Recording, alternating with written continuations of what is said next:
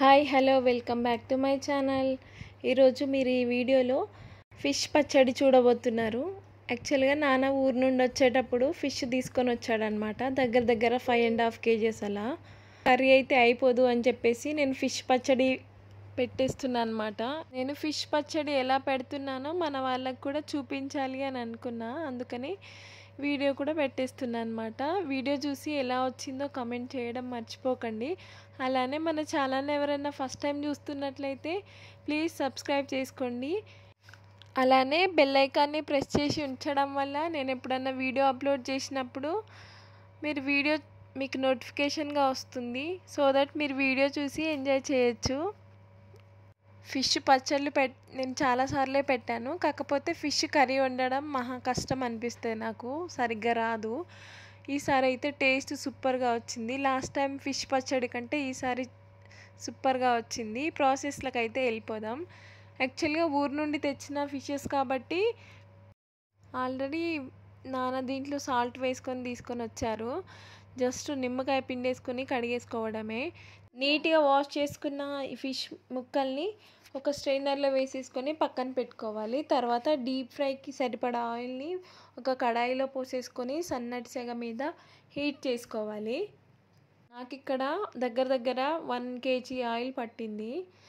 ఎందుకంటే ఫిషెస్ పెద్ద ముక్కలు ఫ్రై అవ్వాలి. ఇంకా ఫిష్ వెయిట్ వచ్చేసి 5 kgs వరకు ఉంది. అందుకని చెప్పేసి ఆయిల్ కొంచెం ఎక్కువే పడుతుంది. ఆయిల్ హీట్ అయ్యాక ఒక్కొక్క పీసెస్ని ఆయిల్లో వేసేసుకొని ఫ్రై చేసుకోవాలి. ఇవి తడి కాబట్టి ఆయిల్ మీద పడే ఛాన్స్ ఉంటుంది. కేర్ తీసుకుంటూ ఒక్కొక్క పీసెస్ని వేసుకుంటూ ఫ్రై చేసుకోవాలి. ఫిష్ పీసెస్ ఎలా ఫ్రై అవ్వాలంటే డార్క్ బ్రౌన్ కలర్ వచ్చే వరకు ఫ్రై చేసుకోవాలి. ఎక్కడ తడి అనేది లేకుండా. తడి ఉంటే ఏంటంటే పచ్చడి తొందరగానే పాడైపోతుంది. అందుకని వీడియోలో చూపిస్తున్న కలర్ వచ్చే వరకు ఫ్రై చేసేసుకొని ఒక బౌల్లో ట్రాన్స్ఫర్ చేసుకోవాలి. మిగతా పీసెస్ని కూడా ఇలానే వేసి నీట్గా ఫ్రై చేసుకోవాలి. నేను ఇక్కడ ఫిష్ ముక్కలన్నీ ఫ్రై అయ్యాక లాస్ట్లో అదే ఆయిల్లో తల తోక పీసెస్ని కూడా లాస్ట్లోనే ఫ్రై చేసేస్తున్నా.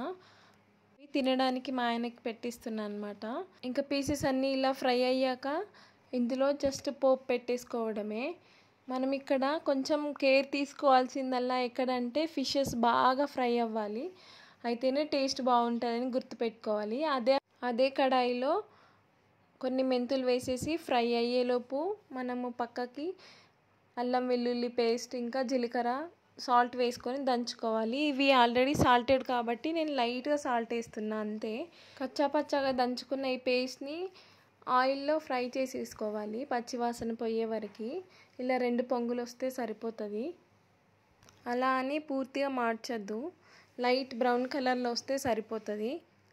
ఇందులోనే కొంచెం పసుపు, కారం, ధనియా పౌడర్ అవన్నీ వేసేసుకొని ఒక్కసారి కలిపేసుకోవాలి.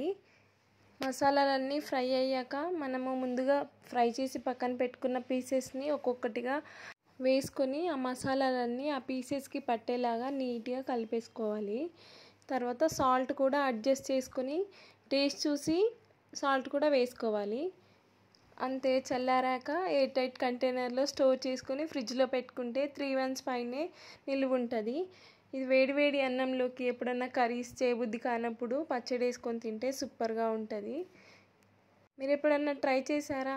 ట్రై చేస్తుంటే ఏ పచ్చడి ట్రై చేశారో కమెంట్ చేయండి. నేను ఇది ట్రై చేయడం కాదు, చాలాసార్లే పెట్టాను. ఇలాంటి మరిన్ని మంచి వీడియోస్ కోసం మన ఛానల్ని సబ్స్క్రైబ్ చేసుకోండి. ఇంకా మీ ఫ్రెండ్స్ అండ్ ఫ్యామిలీ మెంబర్స్కి షేర్ చేయడం అస్సలు మర్చిపోకండి. Thank you so much for watching. Bye.